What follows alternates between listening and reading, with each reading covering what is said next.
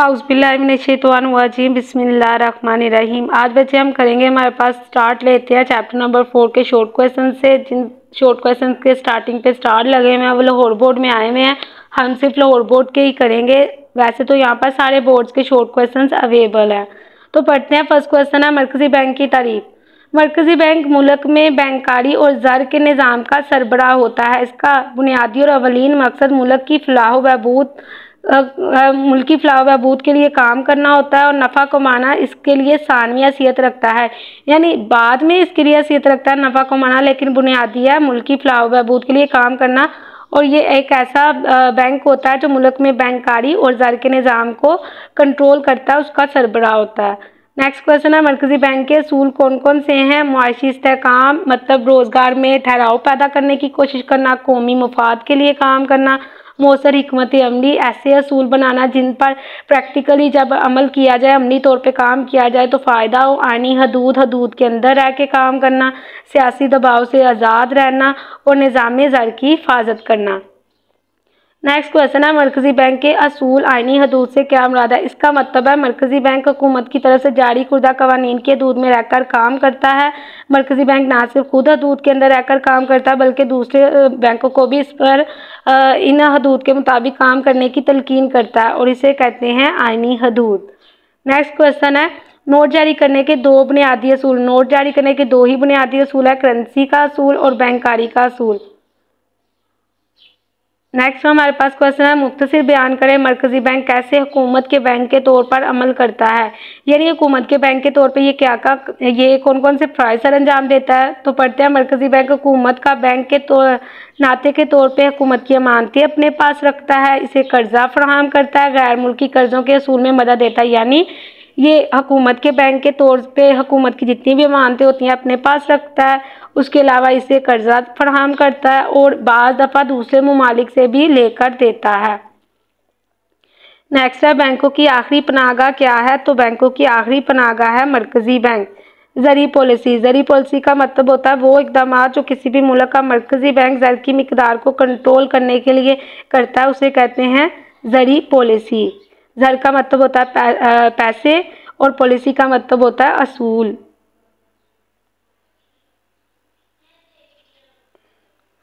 Next हमारे पास short question है,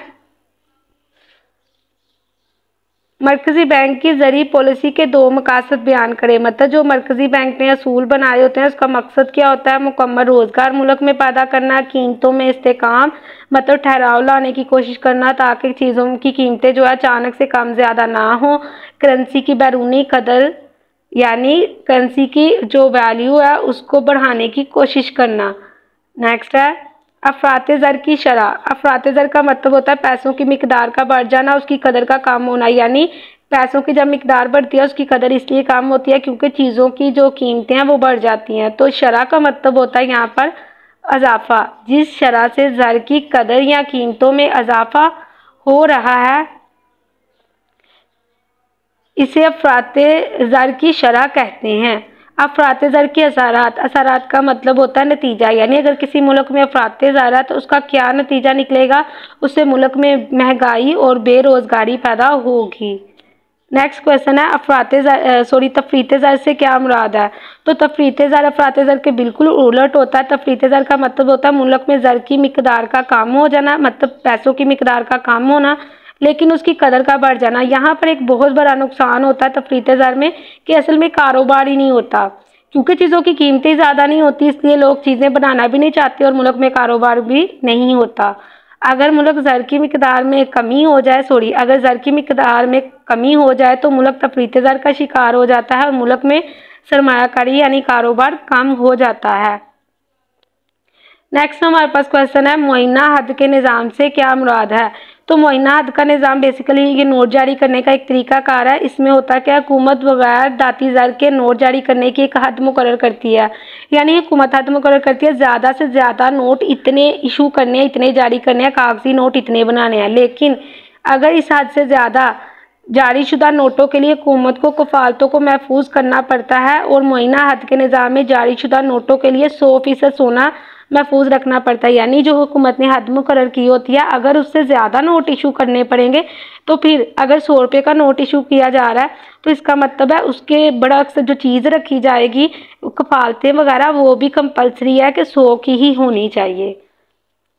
next question है, खुले बाजार के अमल से क्या मुराद है। खुले बाजार का अमल का मतलब होता है असल में ज़र की मिकदार को कंट्रोल करने का तरीक़ाकार है। इसमें मुल्क में ज़र की मिकदार को कंट्रोल करने के लिए सरकारी कफालतों की खरीदो फरोख्त की जाती है, यानी हुकूमत की जो ज़मानतें हैं उनकी खरीदो फरोख्त की जाती है। अब हम बड़ी आसानी से समझ सकते हैं, अगर मुल्क में अफरात ज़र होगा तो हुकूमत अपनी कफालतों को अवाम को फ़रोख्त कर देगी, क्योंकि मुल्क में पैसों की मिकदार ज़्यादा है, हुकूमत चाहेगी पैसों की मिकदार कम हो, इसलिए जब वो अपनी कफालतें यानी ज़मानतें, हसीस तमस्कात वगैरह अवाम को फ़रोख्त करेगी तो अवाम उसके पैसे अदा करेगी और मुल्क में खुद ब खुद पैसों की मिकदार जो बहुत ज़्यादा बढ़ गई है वो कम हो जाएगी और मुल्क की करेंसी की वैल्यू बढ़ जाएगी। लेकिन अगर मुल्क तफरीत ज़र का शिकार है तो फिर उलट काम करेगी, यानी कफालतों को ख़रीद लेगी।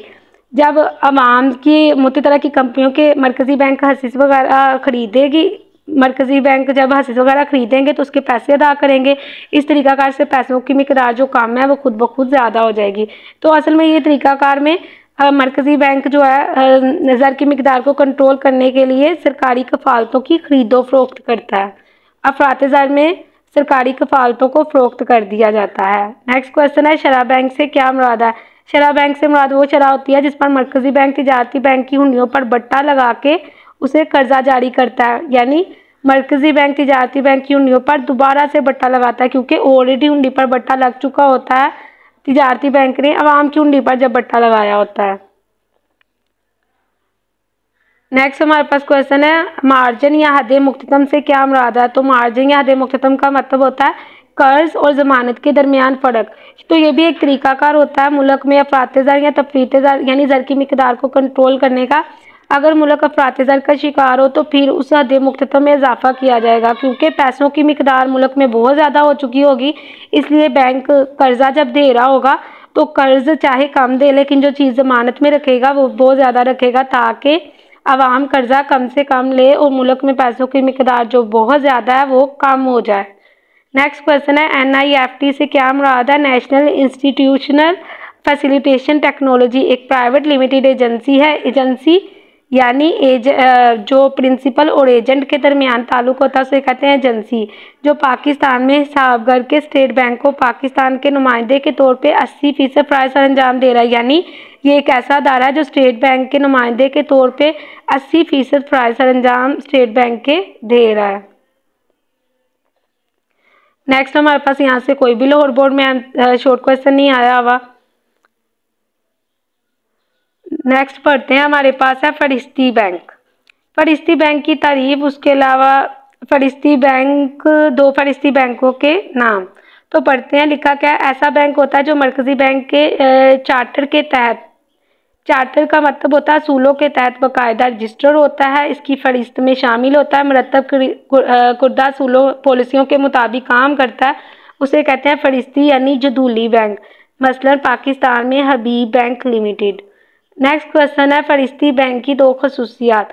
तो फरिश्ती बैंक क्या काम करता है। फरिश्ती बैंक मरकज़ी बैंक की तरफ से हिसाबात बेबाक करने के लिए इसको सहूलत मिलती है हिसाबगर की, यानी यहाँ पर सारे तिजारती बैंक के नुमाइंदे बैठ के अपने हिसाबात क्लियर करते हैं। तो इसका मतलब इसको फरिश्ती बैंक को मरकज़ी बैंक की तरफ से हिसाबगर की सहूलत मिलती है, उसके अलावा इसको कर्ज की सहूलत मिलती है।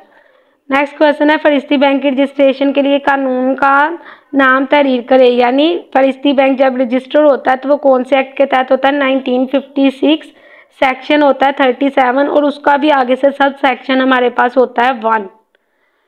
नेक्स्ट क्वेश्चन है, गैर फरिश्ती बैंक। तो सेम फरिश्ती बैंक के उलट यहाँ पर होगा गैर जदूली बैंक भी, जिसे कहते हैं गैर फरिश्ती बैंक को, यानी ऐसा बैंक होता है जो मरकज़ी बैंक की फरिश्त में शामिल नहीं होता, इसके बनाए हुए असूलों को फॉलो नहीं करता, उसकी पाबंदियां नहीं करता। मसलन पाकिस्तान में सिंध सूबाही अमदाद बाहमी के बैंक, हमें एटलीस्ट एक एग्जांपल ज़रूर आनी चाहिए। नेक्स्ट है, फरिश्ती और गैर फरिश्ती बैंक में फ़र्क। तो हम वही डेफिनेशन एग्जांपल के साथ मिड में लाइन लगा के लिख देंगे। नेक्स्ट हमारे पास क्वेश्चन है, हिसाबगार की सहूलत किस बैंक को हासिल होती है। तो हिसाबगार की सहूलत फरिश्ती बैंक को हासिल होती है।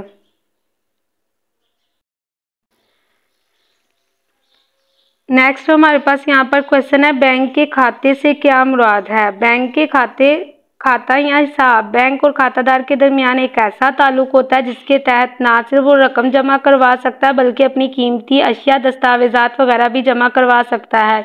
यानी बैंक के खाते से मुराद बैंक और गाहक के दरमियान में एक ऐसा ताल्लुक होता है जिसमें ना सिर्फ गाहक रकम जमा करवा सकता है बल्कि अपनी कीमती अशिया को भी जमानत के तौर पर जमा करवा सकता है। खाता खुलवाने के फॉर्म में क्या मालूमात दर्ज होती हैं, यानी क्या क्या इंफॉर्मेशन इसमें लिखी होती है। तो यहाँ पर हमारे पास बैंक की शाख, खाता नंबर, खाते की नौइयत यानी कौन सा खाता चिल्लत का है, बचत का है, मुद्दती है, उसके अलावा खातादार का नाम, उसका पता, टेलीफोन नंबर और पेशा, बुनियादी तमाम इंफॉर्मेशन लिखी होती है। नेक्स्ट हमारे पास है, बैंक अकाउंट खुलवाने का तरीका बयान करें, यानी मदारिज बयान करें। अगर हम बैंक में खाता खुलवाना चाहते हैं तो उसका तरीकाकार क्या होगा। तो इस तरह के क्वेश्चन को हमने बिल्कुल सीक्वेंस के साथ ही लिखना है। सबसे पहले हम बैंक और उसकी शाख का इंतखाब करेंगे, यानी हम एचबीआर में सपोज अकाउंट खुलवाना चाहते हैं, उसकी कौन सी शाख में खुलवाना चाहते हैं, ज़ाहिर है जो पास होगी, ज़्यादा सहूलत देगी, हम वहाँ खुलवाएंगे। खाते का इंतखाब, किस किस्म का खाता खुलवाना है, हमने बचत का खुलवाना है, मुद्दती खुलवाना है या जारी। बैंक से रब्ता करेंगे, बैंक हमें फॉर्म देगा, उसमें हम फॉर्म फिल करके उसमें बुनियादी तमाम इंफॉर्मेशन लिखेंगे, उसके साथ अपनी दस्तावेजात अटैच करेंगे।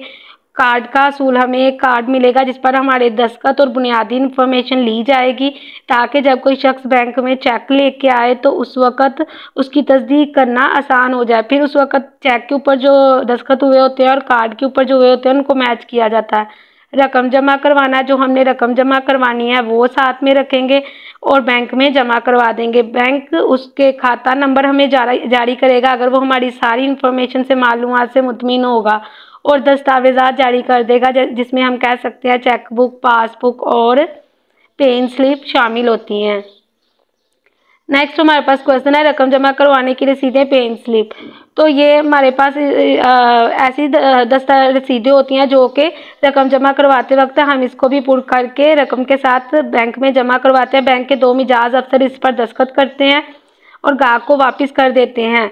इसमें बुनियादी इंफॉर्मेशन लिखी होती है, तारीख, कौन सी डेट पे आपने रकम जमा करवाई है, खातादार का नाम, उसका नंबर, खाता नंबर, उसके अलावा खाते की नौइयत यानी करंट है, फिक्स है या फिर सेविंग अकाउंट है, जमा करवाई जाने वाली रकम, जमा कनिंदा किसने जमा करवाई और वसूल कनिंदा के दस्तखत वगैरह। नेक्स्ट है चेक बुक की तारीफ। चेक बुक एक मतबूआ किताब होती है, यानी खातादार के तलब करने पर उसे दी जाती है। ये एक ऐसी किताब होती है जिसके ज़रिए से खातादार जब चाहे अपने इसको पुर करके अपने मतलूबा जो रकम है बैंक से हासिल कर सकता है। इस किताब को कहते हैं चेक बुक और इसका हर एक जो पेज है उसको कहते हैं चेक। यहाँ बाद में पढ़ते हैं हम, यहाँ लिखा क्या हमारे पास, जो बैंक की तरफ से खातादार को नया खाता खुलवाने या बाद में तलब करने पर जारी की जाती है। यानी सपोज मैंने बैंक में अकाउंट खुलवाया, तब ज़रूरत नहीं थी मुझे चेक की, लेकिन मुझे रकम अब निकलवानी है, इसका मतलब चेक बुक तलब करने पर उसे जारी की जाती है अगर खातादार को ज़रूरत हो। उसका हर एक वर्क चेक कहलाता है। इसकी मदद से खातादार बावक़्त ज़रूरत बैंक से रकम निकलवा सकता है। आमतौर पर एक किताब में चेकों की तादाद 10, 20 या 100 तक होती है। नेक्स्ट क्वेश्चन है हमारे पास पासबुक। तो पासबुक क्या होती है। पासबुक एक ऐसी किताबचा होता है। किताबचा का मतलब होता है एक ऐसी दस्तावेज होती है जिसमें बैंक ने अपने खातादारों की सारी अदायगियाँ और वसूलियाँ इस पर लिखी होती हैं और ये खातादार को उसके तलब करने पर ही दिखाई जाती है। सपोज हम चाह रहे हैं कि हमने अपने पिछले महीने का सारा हिसाब किताब चेक करना है, देखना है कौन कौन सी डेट पे हमने कितने कितने पैसे जमा करवाए या निकलवाए। तो ये इन्फॉर्मेशन सारी हमें पासबुक से मिलेगी जो बैंक ने बनाई होती है, जिसे हम लोग बैंक स्टेटमेंट भी कहते हैं। ये चिल्लत खाता और बचत खातादार वाले ग्राहकों को तलब करने पर जारी की जाती है, लेकिन ये मुद्दती खातादारों को नहीं मिलती क्योंकि वो तो रकम निकलवाते ही नहीं है, वो तो मुद्दत पूरी होने के बाद निकलवाते हैं। तो इसलिए चेकबुक या पासबुक का इस्तेमाल जो है हमारे पास मियादी खाते में नहीं होता। इसमें मदराजे अंदराजात के लिए कॉलम होते हैं, तारीख, रकम जमा करवाने निकलवाने की तफसील, चेक नंबर, जमा की गई रकम, निकलवाई गई रकम, डेबिट या क्रेडिट कार्ड का कॉलम, बैलेंस, दस्तखत वगैरह। कैश बुक, कैश बुक का मतलब होता है एक ऐसी किताब जिसमें खातादार ने खुद, मतलब अगर बैंक बनाएगा तो पासबुक बनाएगा, यानी बैंक स्टेटमेंट बनाएगा, और अगर ग्राहक बनाएगा तो वो कैश बुक बनाएगा, जिस पर खातादार तमाम नकद अदायगियाँ और वसूलियाँ तारीख वार दर्ज करता है। यानी वो इस बात का हिसाब लगाता है कि मैंने कितने पैसे बैंक में जमा करवाए या कितने निकलवाए, या फिर कितनी लेन देन हमने नकद की सूरत में मैंने किसी भी शख्स के साथ की है। तो वो जिस किताब में ये मालूमात लिखता है उसे कहते हैं cash book. Bank mandate form या ये किस के नाम से लिखा जाता है। तो अगर किसी बंदे ने, इसका बहुत इजी एग्जांपल है, अगर किसी बंदे ने बैंक में अकाउंट खुलवाया लेकिन अब वो चाह रहा है कि बैंक के साथ लेन देन कोई और करे, तो इसका मतलब उसे दोबारा से एक फॉर्म फिल करके बैंक में जमा करवाना पड़ेगा। उसे कहते हैं बैंक मैंडेट फॉर्म। क्योंकि फिर उसके बाद इसका मतलब जिसको वो ये वाली अपॉर्चुनिटी देना चाहता है या हक देना चाहता है कि बैंक के साथ वो शख्स लेन देन करे, तो इस सिचुएशन के अंदर उसे उसके नाम के जो दस्तखत वगैरह वो भी बैंक में जमा करवाने पड़ेंगे, क्योंकि चेक पर फिर उस दूसरे शख्स के दस्तखत के साथ तस्दीक की जाएगी। अगर खातादार अपने चेकों पर दस्तखत करने का इख्तियार किसी और शख्स को देना चाहता है तो वो एक मौजूदा फॉर्म पर इस शख्स का नाम और नमूने के दस्तखत बैंक को फराहम करता है, जिसे बैंक मैंडेट फॉर्म कहते हैं। बैंक के खातों की 4 इकसाम के नेम। ये इस तरह के शॉर्ट क्वेश्चन भी पेपर में बहुत आते हैं। वैसे बैंक के खातों की बुनियादी इकसाम जो है हमारे पास 3 है, चिल्लत, बचत और मियादी यानी मुद्दती खाता। चिल्लत को जारी भी कहते हैं। अच्छा, देखा जाए हमने उसके अलावा यहाँ लिखा है कि 4 इकसाम के नाम, तो वैसे तो बहुत सी इकसाम है इसलिए हम यहाँ पर 4 नाम लिख रहे हैं, लेकिन बुनियादी इसकी 3 ही इकसाम है और मुद्दत के लिहाज से भी 3 ही है, कलील, दरमियानी और तवील। बैंक के चिल्लत खाते से क्या मुराद है? ऐसा खाता होता है जो कारोबारी अफराद खुलवाते हैं। इसको जारी खाता भी कहते हैं। इसमें किसी भी वक्त हम जमा करवा सकते हैं इस खाते में और किसी भी वक्त निकलवा सकते हैं। इस किस्म के खाते पर बैंक सूद अदा नहीं करता, क्योंकि वो आपके जमा करवाए हुए पैसों को आगे अमानत की सूरत में, आगे कर्जों की शक्ल में नहीं देता, इसलिए वो आपको जो है नफ़ा भी अदा नहीं करता। चिल्लत खाते पर ज़कात की शरह क्या होती है? तो ज़ाहिर है बैंक जब कोई सूद ही अदा नहीं कर रहा, इसका मतलब बैंक इस पर ज़कात की कटौती भी नहीं करेगा। चूँकि सारा रकम जमा नहीं रहती, इसलिए बैंक ज़कात की कटौती भी नहीं करता। बैंक उन्हीं खातों पर ज़कात की कटौती करता है जिस पर सूद अदा करता है। चिल्लत खाता किन लोगों के लिए मौजू होता है? ये ज़्यादातर कारोबारी अफराद के लिए मौजू होता है, जैसे जॉइंट स्टॉक कंपनी वगैरह। शराकत की बुनियाद पर नफ़ा नुकसान के बचत खाते की तारीख। तो शराकत की बुनियाद पर, यानी ये बचत का ही खाता था जिसको 1981 में सूद के बगैर निज़ाम बैंकारी को तरक्की देने के लिए इसे नफ़ा नुकसान की बुनियाद में मुंतकिल कर दिया गया। तो पढ़ते हैं 1981 में बिला सूद बैंकारी के सिलसिले में इस बैंक को कायम किया गया। इससे पहले इस अकाउंट का नाम सिर्फ सेविंग यानी बचत का खाता था। असल में इस खाते पर जो रकम इजाफी अदा की जाती है उसे नफ़ा कहते हैं, सूद नहीं कहते हैं। उसकी शरह भी कम होती है। नेक्स्ट क्वेश्चन है मियादी खाता यानी मुद्दती खाते की तारीफ। तो ऐसा खाता जिसमें रकम जमा करवाने से पहले एक मुद्दत मुकर्रर की जाती है। मुद्दत पूरी होने से पहले खातादार रकम नहीं निकलवा सकता। इस पर सूद बैंक सबसे ज़्यादा अदा करता है। नेक्स्ट क्वेश्चन है गैर मुल्की करेंसी के खाते से क्या मुराद है? गैर मुल्की करेंसी का खाता एक ऐसा खाता होता है जिसमें अपने मुल्क की करेंसी के बजाय दूसरे मुल्क की करेंसी जमा करवाई जाती है। ये चिल्लत, बचत, मियादी किसी भी सूरत हाल में खुलवाया जा सकता है। सबसे इम्पोर्टेंट बात यह है कि ये खाता ज़कात और टैक्स से मुस्तस्ना होता है, यानी आज़ाद होता है। और इस खाते में हम जिस मुल्क की करेंसी जमा करवाएंगे हमें जो है सूद भी उसी करेंसी की सूरत में मिलेगा। और जिस किस्म के खाते में हम ये करेंसी जमा करवाएंगे पाबंदियां भी हमारी जो है उसी किस्म के खाते पर लागू होंगी। यानी हम चिल्लत, बचत, मुद्दती किसी भी खाते की सूरत में ये गैर मुल्की करेंसी का खाता खुलवा सकते हैं और ये किसी भी उसी तरह के जो बैंक है उनकी मखसूस शाखों में खुलवाया जा सकता है।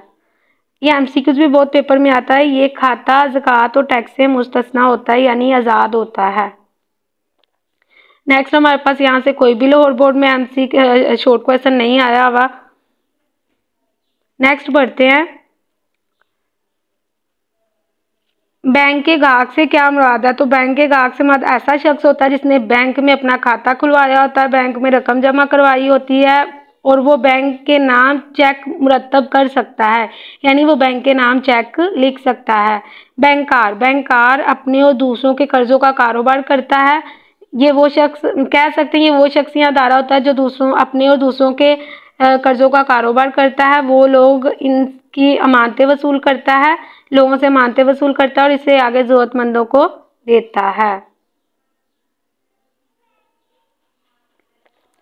नेक्स्ट क्वेश्चन करने से पहले आप सबसे एक छोटी सी रिक्वेस्ट है, मेरे कुछ कोलीग्स हैं जो कि यतीम खाना खोलने के बहुत ख्वाहिशमंद हैं, उसके लिए फंड इकट्ठा कर रहे हैं।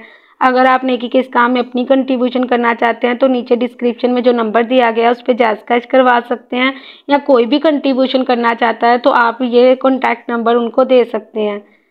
इंशाल्लाह आपका दिया हुआ फंड किसी भी गलत मकसद के लिए इस्तेमाल नहीं होगा। चैनल को सब्सक्राइब करना और वीडियो को लाइक करना नहीं भूलना ताकि मुझे इससे मोटिवेशन मिलती रहे। तो पढ़ते हैं नेक्स्ट। हमारे पास लाहौर बोर्ड में क्वेश्चन आया हुआ है, गाहकों की अहम इकसाम। जस्ट हमारे पास नेम है। नेक्स्ट है, बैंक के इनफरादी गाहक से क्या मुराद है। इनफरादी गाहक वो गाहक होता है जब कोई एक अकेला शख्स बैंक में अपने नाम से खाता खुलवाता है उसे कहते हैं इनफरादी गाहक। और अगर हमें इसकी इकसाम के नेम आते हैं तो हम बड़ी आसानी से इसकी एक्सप्लेनेशन लिख सकते हैं।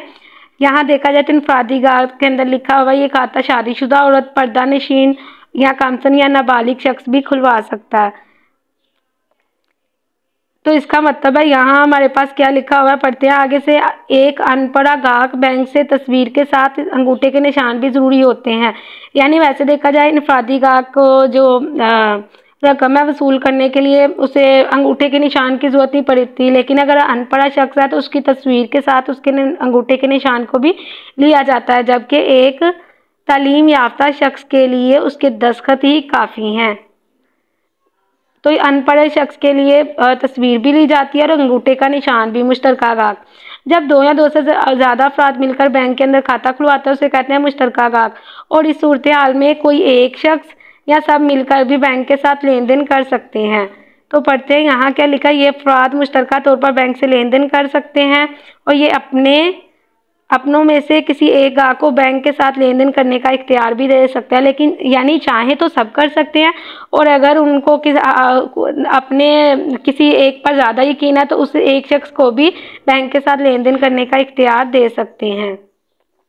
बैंक के नाबालिग गाहक से मुराद वो शख्स होता है जिसकी उम्र 18 साल से कम होती है। वैसे मुफ्ती ममालिक में मोती तरह की बालिग अशखास की उम्र है। ये शख्स बैंक में खाता तो खुलवा सकता है, लेकिन बैंक इसे ओवरड्राफ्ट की सहूलत नहीं देता, क्योंकि ओवरड्राफ्ट शॉर्ट टर्म एक कर्जा होता है जो कि जिस बंदे का चिल्लत यानी करंट अकाउंट होता है उसे दिया जाता है। तो बैंक इसको ये वाली सहूलत बिल्कुल भी नहीं देता। नाबालिग गाहक अपने खाते में मौजूदा रकम से बैंक के नाम चेक जारी कर सकता है। वैसे तो ये सारा लेन देन कर सकता है, लेकिन ये से ओवरड्राफ्ट की यानी चिल्लत मालियात की सहूलत बैंक की तरफ से नहीं मिलती। नेक्स्ट हमारे पास क्वेश्चन है, मुतवल्ली यानी ट्रस्टी से क्या मुराद है। तो मुतवल्ली यानी ट्रस्टी से मुराद ऐसा शख्स होता है जो किसी की जायदाद का निगरान होता है। असल में मुतवल्ली या ट्रस्टी बैंक में अकाउंट खुलवा सकता है। अगर वो मुतवल्ली के तौर पे अकाउंट खुलवाना चाहता हो तो इस सूरत हाल में बैंक उससे ट्रस्ट डीड वसूल करता है। ट्रस्ट डीड का मतलब होता है वो दस्तावेज जिसमें ट्रस्टी के हवाले से तमाम बुनियादी हकूक़ व फ़राइज़ लिखे होते हैं। तो इसका मतलब उसे कंफर्म बैंक को ये बताना पड़ता है कि मैं फ़लाँ शख्स के ट्रस्टी के तौर पे काम कर रहा हूँ, ताकि फ्यूचर में बैंक को गाहक को किसी भी किस्म की प्रॉब्लम ना फेस करनी पड़े। तो पढ़ते हैं यहाँ क्या लिखा है, जायदाद का निगरान मुकर्रर किया जाता है मुतवल्ली, और असूली तौर पर बैंक ऐसे खास का हिसाब खुलवाने से गुरेज करता है। अगर वो ट्रस्ट की हैसियत से ही खुलवाना चाहता हो तो उससे ट्रस्ट डीड वसूल किया जाता है जिसमें इसे ट्रस्टी मुकर्रर किया गया है। यानी जिस डॉक्यूमेंट पे ये बताया गया ये ट्रस्टी है तो वो उससे डॉक्यूमेंट रिसीव किया जाता है। वैसे इस किस्म के खातादार का बैंक अकाउंट खोलने से गुरेज करता है। नेक्स्ट क्वेश्चन है, बैंक और एजेंट के ताल्लुक की वजाहत करें। तो बैंक जब अपने गाहक की हदायत के मुताबिक काम करता है उसे कहते हैं, उस दौरान इनके दरमियान ताल्लुक पैदा होता है बैंक का और एजेंट का। ये शॉर्ट क्वेश्चन अमूमन बच्चे गलत लिखते हैं। यानी सपोज हम बैंक के तौर पे काम कर रहे हैं, अपने गाहक के कहने पे कोई भी काम कर रहे हैं, तो इसका मतलब उस वक्त हम एज आ एजेंट यानी मुलाजम एम्प्लॉई के तौर पे काम कर रहे हैं, और जो मालिक है हमारा वो हमारा गाहक है जिसने हमें काम दिया है। इस बना पर बैंक और गाहक के दरमियान एजेंट और मालिक का ताल्लुक पैदा होता है, और इस वक्त जो गाहक होता है वो जो मालिक होता है वो गाहक होता है, और जो बैंक होता है वो एजेंट होता है। यही है हमारे पास इस चैप्टर के शॉर्ट क्वेश्चन।